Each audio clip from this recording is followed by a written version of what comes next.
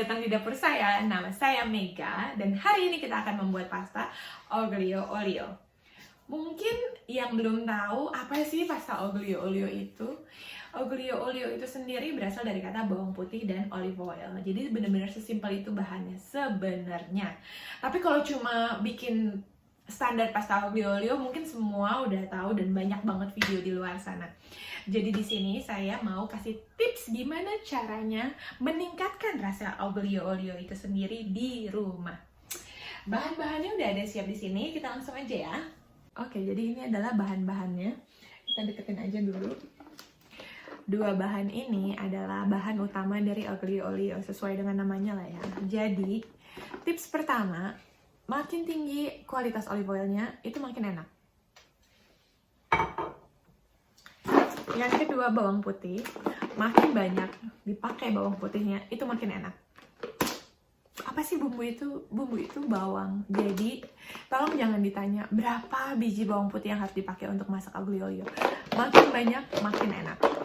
Nanti kita lihat ya, seberapa banyak saya pakai. Itu basicnya. Yang ketiga, itu kaldu. Masak pasta pakai kaldu. Sekarang saya lagi pakai chicken stock powder. Ini bukan iklan ya, cuman ini memang manfaat banget. Dan kalian yang tinggal di Indonesia itu beruntung banget karena punya ini. Ingredientsnya itu cuma garam, gula, anti-caking, dan chicken fat. Plus ekstraknya. Jadi nggak ada rasa apapun di sini. Ini pure kaldu ayam.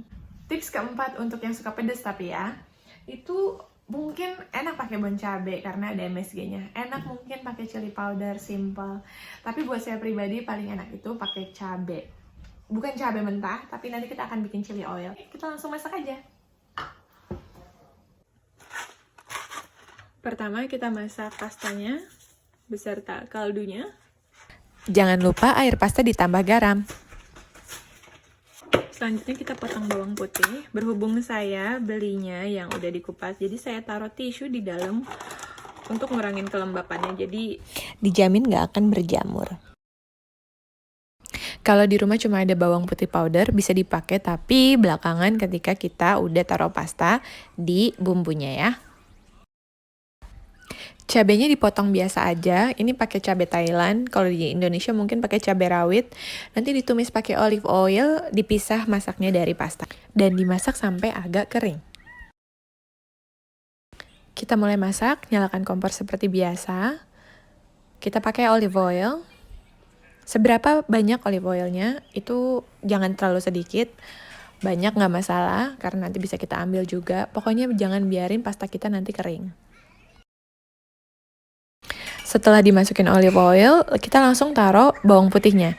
Jangan tunggu panas, pokoknya dari olive oil masuk berarti bawang putih masuk. Kenapa? Biar minyaknya infuse bawang putih. Apa ya namanya? Lebih kecampur wanginya, rasanya. Jadi dari awal udah kita masukin bawang putih. Ditunggu aja sampai panas, sampai agak kecoklatan. Sambil tunggu bawang putih, cek-cek pasta. Ketika pasta udah mau matang, belum matang ya, kita harus langsung angkat. Kenapa? Karena kita akan lanjutin masak pasta di tumisan bawang putihnya. Minyak udah mulai panas, aroma bawang putihnya jadi kenceng banget. Kalau udah hampir coklat, kita bisa mulai masukin proteinnya. Sekarang saya pakai udang. Untuk aglio olio, menurut saya pribadi, protein yang paling cocok itu pertama udang, ayam, kalkun, tuna, salmon. Oke, tapi sebenarnya buat saya pribadi, kalau disuruh milih, saya lebih suka tuna di aglio olio. Untuk yang milih udang sebagai protein, jangan lupa kita harus angkat udangnya kalau udah agak matang, kemerahan. Kenapa? Karena kalau kelamaan nunggu sampai pasta matang juga, itu bisa jadi mengecil, jadi keras, overcook, kematangan. Jadi khusus udang dan keluarga laut lainnya itu kita masak, terus kita pisahin sebelum kita masukkan pastanya. Untuk yang milih protein ayam atau kalkun, dari proses yang sekarang bisa dilanjutin masak sampai selesai bareng-bareng sama pasta. Udang kelihatannya udah matang, jadi kita pisahin sekarang. Ketika udah dipisahin, kita langsung lanjut masukin pastanya. Udang udah kita amanin, sekarang kita bisa masukin pasta yang tadi kita masak setengah mateng, tambahin air bekas masak pastanya, air kaldu. Ini penting banget, kenapa? Karena air inilah yang nyatuin rasa dari bawang putih yang bikin meresap ke pastanya. Nah, di sini nih kamu bisa tambahin sayur-sayurannya. Sayur yang cocok buat oglio olio itu menurut saya parsley. Saya pakai parsley kering karena nggak ada lagi yang lain.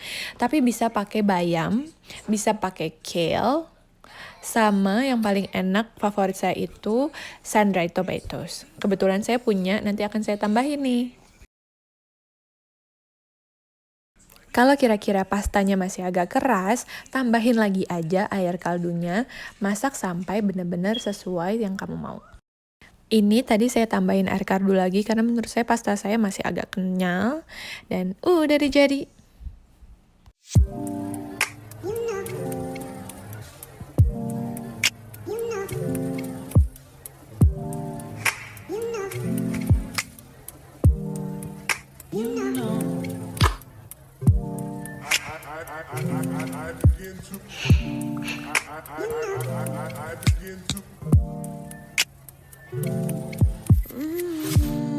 Oke, oglio olio kita udah jadi, tinggal kita cobain.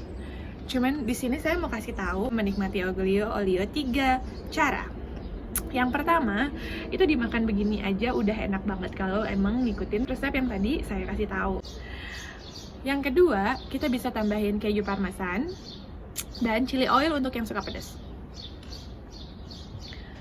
Yang ketiga, kalau mau yang rasanya beda, kita bisa tambahin furikake. Ini ngerubah banget rasanya, tapi tetap enak, cocok banget.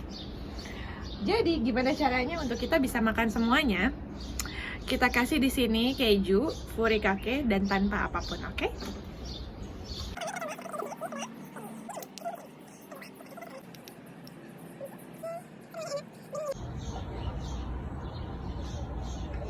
Kita coba pertama yang tanpa keju.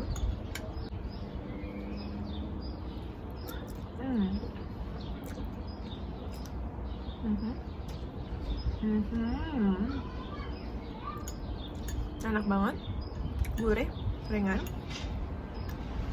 Ini udah nggak saya makan, tadi saya cuma makan pasta tanpa keju dan furikake. Itu enak banget.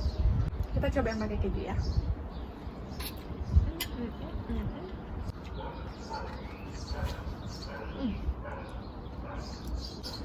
Pakai keju jadi lebih creamy, enak banget pokoknya. Sekarang kita coba yang furikake.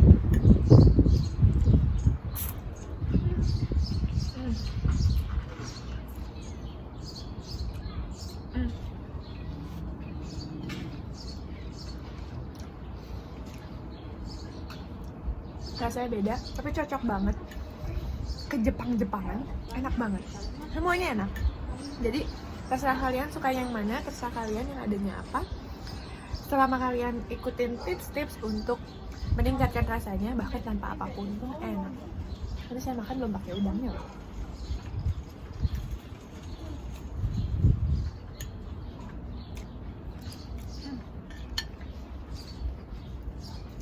Ketika pastanya udah enak, udang pun jadi side dish. Gak perlu pakai apapun, udah enak banget.